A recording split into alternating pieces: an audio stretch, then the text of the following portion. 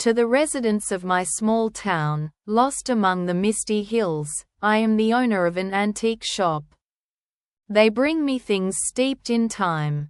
Watches frozen in the past, letters whose ink has faded like the feelings that gave birth to them. Boxes that held the secrets of long-gone owners. I buy and sell stories locked in wood and metal. But this is only a façade, a screen behind which my true work is hidden. The work that no one should know. I am a weaver. I see what others do not. For me, time is not a river or a straight line. It is a gigantic, endless tapestry woven from billions of threads, the destinies of people. Each thread glows with its own color, gold with joy, scarlet with love, gray with sadness. For the most part, the tapestry is strong and smooth. But sometimes, in moments of great sorrow, unbearable regret, or a fateful choice, the thread frays and breaks. And a hole forms in the fabric of time. A hole is a tiny pocket of reality, separated from the general flow. A place where a single moment freezes and repeats itself over and over again, like a broken record. A room where a quarrel rages on forever. A train station from which no train ever departs. I sense these places. They itch beneath my skin like a splinter, disrupting the overall harmony. And my duty, passed down to me from my grandmother, and to her from her mother, is to enter these frozen moments and stitch together the broken threads of fate. My tools are not ordinary needles. They are 3 silver spindles, as ancient as the city itself. One draws a thread from the past, another from the future, and the third, most importantly, weaves them into the present, closing the whole. But every repair has its price. To sew someone else's fate, I must give up a tiny piece of my own.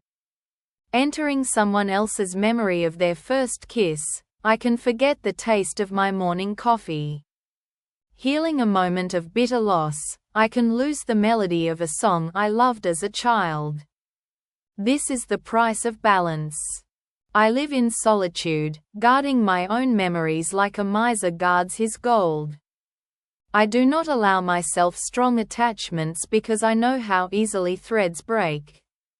My life is silence, the smell of dust, and the frozen tragedies of others.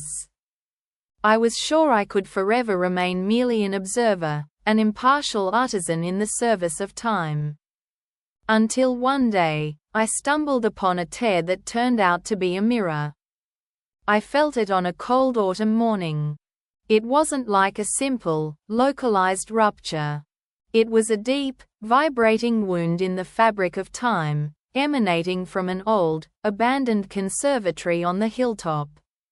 The tear was old, decades old, but for some reason it had begun to grow, and its cold breath, like fog, crept through the city streets. I closed my shop and climbed the hill. The conservatory greeted me with the creak of rusted gates and the smell of decay. Inside, in the large concert hall, dust danced in the rays of light filtering through the broken stained glass windows. On the stage stood a grand piano, covered with a decayed blanket. And it was from this that the vibration of time emanated. I pulled back the blanket. The ivory keys had yellowed, but on the music stand sat a sheet of music. Unfinished etude. I touched the keys, picked up the spindles, and closed my eyes. The world swayed, and dust turned into golden light pouring from enormous crystal chandeliers. Silence gave way to the hum of hundreds of voices and the rustle of evening gowns. I stood in the same hall, but 50 years ago. It was the evening of the graduation concert. The hall was full. On stage, at the same piano, sat a young man. His name was Leo. He was incredibly talented. His fingers didn't just play, they breathed with the music. His music held passion, pain, and hope. In the front row sat a girl. Isabel. She looked at him as one looks at a miracle. And he played only for her. I saw an invisible thread, woven from sounds and glances, connecting them. It was as strong as a steel cable and shone with pure gold. And so he reached the finale of his etude. He struck the final, powerful chord and froze. He didn't play the final note. The single note that should have concluded the piece. He rose from the piano, bowed to the hall, stunned by silence, and left the stage. And the moment froze. The applause never came. The music never ended. The hall sank once again into dust and decay, but the echo of that unfinished chord continued to sound, locked in the amber of time. Over and over again. For 50 years straight. I realized this wasn't an ordinary tear. It was a knot. To untangle it, I needed to understand why he hadn't played that last note. I began to explore the frozen moment. I could move freely around the room, invisible to its occupants. I listened to snatches of conversation. "He's a genius, but so unstable," the lady in purple whispered. "They say his family is ruined." "What a shame," her companion replied. I approached Isabel's echo. She was still sitting in the front row, her face full of bewilderment and pain. I saw her memories, like reflections in a shop window. She loved him. She believed in him more than she believed in herself.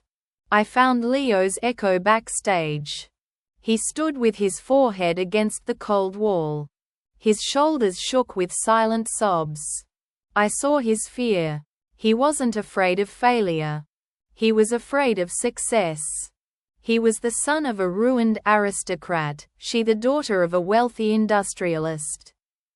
Her father was in the audience. He set Leo a condition. If he wanted to marry Isabel, he must give up music and take a worthy place in his company. That last note was his choice. To play it was to declare himself, his talent, to choose music and lose Isabel. Not to play it was to break, to surrender, to betray himself. And he couldn't. He was frozen in that moment of choice, unable to move forward or back. And his indecision tore his own destiny apart, creating a hole that would plague time for decades. The longer I remained inside, the more the hole affected me. I began to see my own story reflected in Leo's. His fear of choice was similar to my fear of life, of attachment. I, too, had chosen silence and safety over risk and the fullness of feeling. The hole began to pull at threads from my past. One day, standing in a frozen auditorium, I saw my grandmother among the spectators. She was young, and she looked at me with sadness and anxiety. "You're too deep, Clara," her voice whispered, woven from memories. "This wound is too old. It could consume you. Go away." But I couldn't leave. Leo and Isabel's story had become mine. I felt his pain as if it were my own. I had to help him. I had to make him play the last note. I realized I couldn't do it as an impartial observer. I had to intervene. Break the weaver's cardinal rule. I decided to become visible. I approached Leo's echo backstage. "You have to finish," I said. He flinched and turned. He saw me. "Who are you?" he whispered. "It doesn't matter," I replied. "What matters is what you do. You're not only betraying yourself. You're betraying her." I nodded toward the audience, where Isabel still sat, frozen in anticipation. "I can't," his voice was filled with despair. "If I choose music, I lose her. If I choose her, I lose myself. Choice isn't always loss," I said, and my grandmother's words spilled out of my mouth. Sometimes it's gain. You're not afraid of what you'll lose. You're afraid that your love won't be strong enough to withstand your choice. You don't believe in it. I picked up my spindles. I knew the price would be enormous. I pulled a thread from his future. A future he never had. I showed him images. There he was, a gray-haired, lonely music teacher in a small village, regretting his decision every day. And there was Isabel, married to another, her eyes dull, no longer holding the light they'd held that evening. Your love was strong enough, I whispered. It was you who proved weak. Tears streamed down his face. He looked at his hands. What should I do? Play. Play the last note. Not for fame. Not for the future. Play it for that moment when she looked at you and believed in you. Finish your music. Give her this ending. Even if that's all you can give her. He nodded slowly. He wiped his tears and walked onto the stage. He sat at the piano. The hall remained deafeningly silent. He looked at Isabel. She looked at him. And he raised his hands over the keys. He played the last note. It sounded like a clap of thunder. It was full of pain, love, and farewell. And the moment the sound faded, the hall erupted in applause. The moment came to life. And then came the price. I felt an icy chill pierce me.